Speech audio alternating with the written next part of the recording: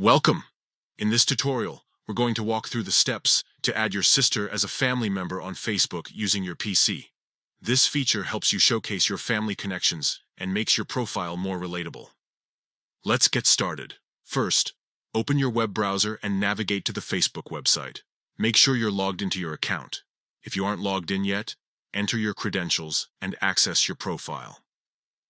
Once you're on the main page, look for your profile photo located at the top right corner of the screen. Click on it to open your profile. This will take you to your personal Facebook page where you can manage all your information. Next, find the About section on your profile page. You might need to scroll down a little, but it's usually prominently displayed. Click on About to proceed.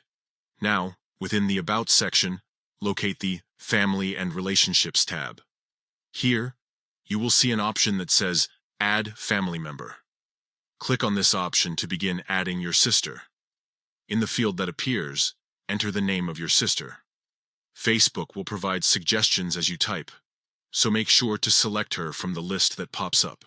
This ensures that you are linking to her correct account. After selecting her name, you'll see a drop-down menu labeled Relationship. Click on this menu and choose Sister.